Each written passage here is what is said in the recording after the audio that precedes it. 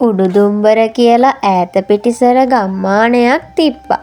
ඒ ගමේ මිනිසුන් ජීවත් වීම සඳහා කළේ හේන් ගොවි තැන. නමුත් එයාලට ඒ කාර්ය එච්චර පහසු වුණේ නම් නැහැ. බලන්න පියල් මේ පාර කරල් බර වෙලා තියෙන අපූරුව. මට නම් දැන්ම අස්සන්න කපල කෙට ගන්න හිතෙනවා. ඒ තරම් පුදුම සතුටක් මට දැනෙන්නේ. ඇත්ත අයියේ මේ සැරේ නම් මගේ දුවගේ ඉස්කෝලේ වැඩවලටයි ගෙදර වැඩවලටයි අගහිඟයක් නම් නැති වෙයි. ඒක නම් ඇත්ත සිරිපාල. මගේ හිතෙත් මේකෙන් ලැබෙන ආදායමෙන් කරන්න ගොඩක් දේවල් තියෙනවා. හැබැයි අර උඩහ කැලේ අලියෙක් ගැන නම් ගමේ අය කතා වෙනවා. ඒකයි පොඩ්ඩක් හිතට තියෙන බය. දෙයියන්ගේ පිටින් අපේ වගාවට කරදරයක් වෙන එකක් නෑ පියා. අපි ගොඩක් මහන්සිලානේ මේ දේවල් වගා කළේ. අනිකට අපි අස්සන්නක් දෙනනවනේ. අද දවස් විතරයිනේ තියෙන්නේ. ඔවුන් පළදාව ගැන සිතමින් සතුටින් නිවෙස් වලට පිටත්ව ගියා. හිට අපිට ගොඩක් වැදගත් දවසක්. අපි මාස ගාණක් මහන්සිලා වගා කරගත්ත අස්සන්නේ හෙටකට ගන්නවා. අපිට ණය බරින් නම් සෑහෙන දුරකට නිදහස් වෙන්න පුළුවන් නෙයි නේද? ඔව් නෝනේ. අපිට තියෙන ණය ටිකක් ජීවලා ඉස්සරහා වැඩවලට චීයක් හරි ඉතුරු කරගන්න පුළුවන් ආදායමක් ලැබෙයි මේකෙන්. කොච්චර දෙයක්ද අපේ මහත්තයා? මට නම් හරිම සතුටුයි මේ ආරංචිය ඇහුවම. ඔන්න ඉතින් ඔවුන්ගේ සියලුම බලාපොරොත්තු සුන් කරමින් සද්දන්තයෙක් පැමිණෙනවා. ඉතින් මේ බඩගින්නේ හිටපු සද්දන්තයා හේනේ තිබ්බ දේවල් කාලා ඔහුගේ හුස පුරව ගත්තා.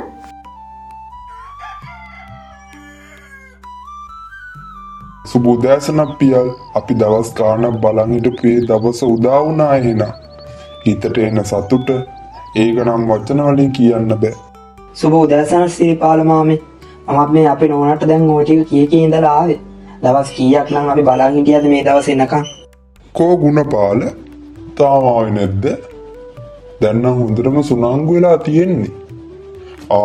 ඔය කියද්දි මෙන්නේ ගුණපාලත් දහසක් පොති බැඳගෙන සිරිපාලයි පියලුයි එක්ක හේනට යන්න එනවා.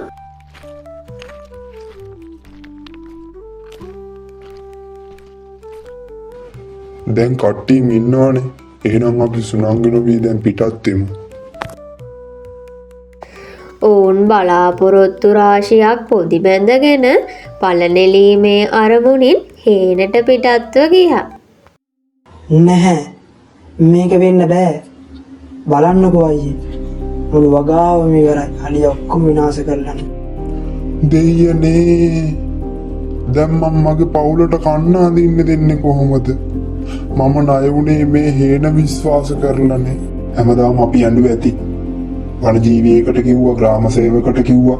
කවුරුත් ආවේ නැහනේ. දැන් අපිට තියෙන්නේ කරන්න එකම එක විසඳුමයි. මොකද්ද අයියේ? කවුරුත් අපේ මේ ප්‍රශ්නෙට විසඳුමක් හොයලා දෙන්නේ. මේ ප්‍රශ්නෙට විසඳුමක් හොයාගන්න ඕනේ අපිම. ඌ ආයෙත් අතරයටත් මේ හීනට අපි ආවට පස්සේ උටා යන්න දෙන්නේ. බලන්නකො කමලා මේ සැරේත් ගුණපාලලගේ හේනට අලිය ඇවිල්ලානේ. පුදුම විනාශයක් තමයි වෙලා තියෙන්නේ. අයියෝ. ඒ සත්තුත් මොනවා කරන්නද ඉතින්? ඒ සත්තුත් බඩගින්නේනේ ඉන්නේ. උණුත් හදන්නේ කොහොම හරි කුස පුරව ගන්න. ඒකනම් එහෙම තමයි. ඒ සත්තුත් මොනවා කරන්නද ඉතින්? මේකට අපිට වනජීවියෙක්ගෙන්වත් සහනයක් ලැබෙනවා නම් අලි වැටක්වත් ගහලා මේ ප්‍රශ්නේ විසඳුවා නම් උණුත් සතුටින් අපිත් සතුටින්.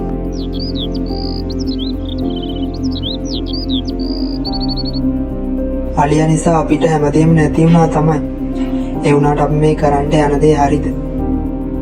ඔයාලට ඕනේ හැමදාම මේ විදියට දුක් විඳින්නද? අපිට කියලා අනාගතයක් තියෙන්න ඕනේ නැද්ද? ඒ නිසා පොඩ්ඩක් අටපියන් ඉන්න ඕගොල්ලෝ. මොවුන් රාත්‍රිය පුරාම සද්දන්තය එනකං බලාගෙන සිටියත් එදා රාත්‍රියේ නම් සද්දන්තය පැමිණියේ නැහැ.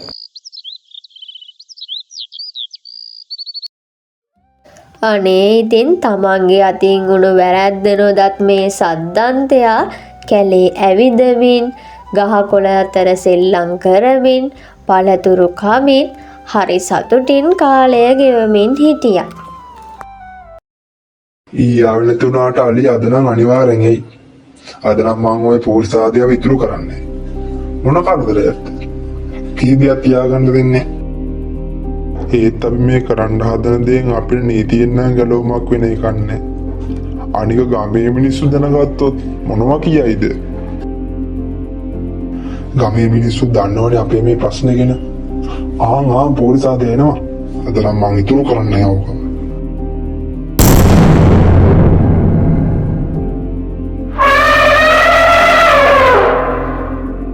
කෝපයෙන් උරණ වෙච්ච ගුණපාල අහිංසක සද්දන්තයව මරා දැම්මා. ඔන්න ඉතින් අපිට තිබ්බ ලොකුම කරදරේ ඉවරයි. දැන් ඉතින් තියෙන්නේ ඊළඟ පාරේ ඉඳන් වගාව හොඳට කරගෙන යන්න තමයි. මම මේ වෙලාවේ කරන්න තියෙන හොඳම දේ තමයි මේ කලේ. හොඳම දේ මොකද්ද ගුණපාල? හොඳම දේ තමුසේ මේ කරන වැඩින්ද අපි ඔක්කොටම වෙන්නේ හිරේ විලංගු වැටෙන්නේ. දැන් මේ දේවල් සිද්ධ වෙලා ඉවරනේ. දැන් අපි කිසි සාක්ෂියක් ඉතුරු වෙන්නේ නැති වෙන්න මෙයා පුත්තලා අපි කොහේ හරි හැංගෙමු. අපේ පවුල් වල අය බය වෙලා ඇති හොඳටම. අපි හොයනවත් ඇති. අපිට තව කොච්චර දවසක් කන්නේ බොන්නේ නැතුව මෙහෙම ඉන්න වෙයිද? තමුසේ මේ කන බොන දෙයක් ගැන කතා කරනවා. අපි බැරි වෙලා හරි අහු වුණොත් අපිට අවුරුදු ගානකට හිරබත් තමයි කන්න වෙන්නේ. මම මේ තීරණය ගත්තේ අපි හැමෝගෙම හොඳටනේ. අපි මෙහෙම දවසක් දෙකක් හැංගිලා ඉඳලා ගමට ගිහිල්ලා මොකුත් දන්නේ නැහැ වගේ ඉමු. අනේ බලන්නකෝ විමලා ඊයේ අපේ මිනිස්සයා ගෙදර ආවේ නෑනේ. මොකක් හරි කරදරයක් වෙලාවක්ද දන්නේ නෑ. අනේ බලන්නකො චන්ද්‍රා අපේ මිනිස්සයත් ඊයේ රෑ ගෙදර ආවේ නෑනේ. මෙයාලට මොකක් හරි කරදරයක් වෙලාවක්ද මන්. අපි දැන් මොකද කරන්නේ විමලා? මේ ගැන අහලා දැනගන්නවත් කවුරුවක්වත් නෑනේ. අන්න සෝමපාලයි ජයරත්නයි එනවා. එයාලගෙන්වත් අහලා දැනගමු අපේ අයව මුණ ගැසුණාද කියලා. කොහොමද ඔයාලට? අපිත් මේ කම්මැලිකමට හේන පැත්තට පොඩ්ඩක් ගිහින් එන්න කියලා හැදුවේ. අනේ බලන්නකො සෝමපාල ඊයේ පියලුයි ගුණපාලයි රෑ ගෙදර ආවේ නෑනේ. අපි මේ පැත්තට ගිහිල්ලා බලන්නම්. බලලා ඇවිල්ලා ඔයාලට හරි පණිවිඩයක් දෙන්නම්කෝ. මොකද්ද වෙලා තියෙන්නේ කියලා. අනේ අපුයි මේ මොන අපරාධයක්ද? මේ පියල්ලගේ හේන නේද? අලියත් පිච්චිලානේ. මොකද්ද මෙතන මේ වෙලා තියෙන්නේ? ඒකනේ කමල. හේනේ පියල්ලන් කල්ලා ගුණපාලලත් නෑනේ. අලියෙකුත් පුච්චලා දාලා. මේක නම් බල ඉඳලා හරියන්නේ නෑ පොලිසියට කියමු. ඔන්න ඉතින් මේ සිදුවීම ගැන කියන්න ජයරත්නයි සෝමපාලයි හනිහනිකට පොලිසියට ගියා. මේ අතරේ පියල් සහ සිල්පාල තමන් අතින් උණු වැරදි ගැන පසුතැවෙමින් හිටියා. පොලිස් මහත්තයෝ ලොකු වින්නැහියක්නේ වෙලා තියෙන්නේ. අර ගුණපාලලගේ හේනේ ලොකු අලියෙක් පුච්චලා දාලා. ඒ මදිවට සිරිපාලලා ගුණපාලලත් ඒ හරියෙන් අතුරු දහා. මොනවා? අලියෙක් පුච්චලා දාලා? අපි ඇවිල්ලා බලන්නම් ඉන්නේ. ඔන්න ඉතින් ගමේ මිනිස්සු මේ වෙච්චි කලබගෑනිය ගැන කතා කරමින් සිටියා. තම්සලා හිතන්නේ මෙච්චර ලොකු වැරද්දක් කරලා නීතියෙන් හැංගෙන්න පුළුවන් වෙයි කියලාද? තම්සලට මේ කරලා තියෙන වැරද්ද බරපතලකම දන්නවද? අනේ සර් අපි මේ දේ කලේ අපිට කරන්න වෙන දෙයක් තිබෙන්නේ නැති නිසායි.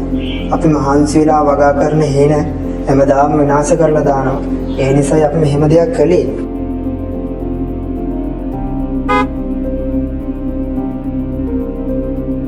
මේ මිනිස්සු අර අහිංසක සතාව ගැලේ මරලා දාලා අනිත් අපරාධකාරයෝ දෙන්නත් ජිප් එකේ ඉන්නවා. මොන හේතුවක් නිසාවත් මේ වගේ සද්දන්ත අලියෙක් මරලා දාන මිනිස්සුන්ට අයිතියක් නැහැ. මේ වැරදිකරුවන්ට හිරේ යන්න වෙනවා අවුරුදු ගානකට.